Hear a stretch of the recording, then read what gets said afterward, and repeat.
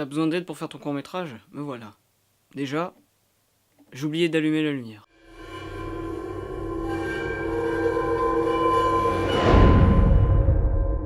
Donc, bienvenue à tous dans cette vidéo, et je vais t'apprendre à comment faire un court-métrage ou le préparer. De toute façon, c'est faire un court-métrage, le préparer aussi. Premièrement, écris tes idées sur un bout de papier.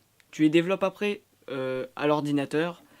C'est ce qu'on appelle le scénario. C'est-à-dire que tu écris toutes tes idées de plan, le dialogue, et où est placée la lumière, et tout ce que tu veux comme truc d'effets spéciaux par exemple.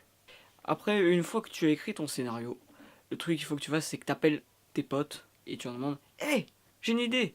Et si on faisait un court-métrage ?» Tac. Et après, tu lui envoies le scénario par mail. Et là, il va lire le scénario, il va dire « Oh, ça va, c'est plutôt cool. » Ouais, il te rappelle. « Ouais, ben, je veux bien le faire avec toi. » Ok, d'accord. Tu fixes une date.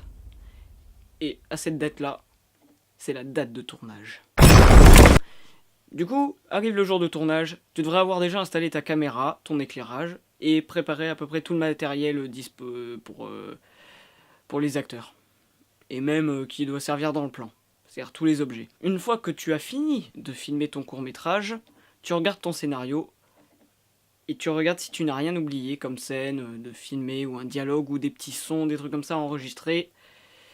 Et si jamais tu as tout fini, eh bien tu enlèves ta carte SD de ta caméra et tu vas la regarder sur l'ordinateur. Tu regardes tes rushs, tu te dis oh ouais c'est bien ça, mais tu regardes tant qu'il y a encore ton acteur. Parce que si jamais il est reparti et que tu vois qu'il y a un plan qui est pas bien, qu'il faut absolument le refaire en panique et tout ça, eh ben t'es mal. Donc du coup, regarde les rushs avec ton pote. Comme ça tu peux refaire la scène si jamais il y a besoin. Une fois que tu as regardé tous tes rushs, tu ouvres ton logiciel de montage. Du coup, moi j'utilise Adobe Premiere pour faire les montages. Et enfin Adobe Creative Cloud pour faire tout. Adobe Creative Cloud. Lien dans la description. D'ailleurs en parlant de Adobe, je me suis créé un site sur Portfolio.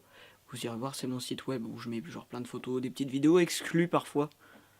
Des scènes stylées. Ouais, voilà. Donc je vous laisse le lien dans la description, allez voir. Merci, cordialement Antoine. Une fois que tu as fait ton dérochage sur le logiciel de montage, tu as commencé à ouvrir ta deuxième timeline où tu vas sélectionner tous les bons rushs et tu vas les assembler à la suite, et tu vas organiser du coup ta timeline en faisant le montage de ton court-métrage. Une fois que tu as fini ton montage, le truc qu'il faut faire maintenant, c'est l'exportation. Et si ton ordi est pas assez puissant, il peut parfois cracher, ce qui arrive parfois avec mon Mac. Donc je mets un ventilateur juste devant, et puis hop là ça le refroidit, c'est cool. Une fois que l'exportation est finie, tu vas sur YouTube, et tu fais importer une vidéo. Et c'est à ce moment-là que la publication entre en jeu. Tu mets ton titre super stylé, titre de blockbuster et tout ça, tout ce que tu t'imagines, des trucs de malade. Après, ce que tu vas faire, c'est que tu vas mettre ta description, où tu vas mettre le petit pitch ou résumé de ton court-métrage pour que les gens, quand ils voient la description, ils disent « Oh mon dieu, ça a l'air super bien, et si je cliquais sur j'aime ?» Et une fois que tu as publié, tu vas avoir tous les commentaires, les j'aime, les vues, l'argent, ou alors un strike sur YouTube, c'est pas mal ça aussi. Bah tu te fais striker.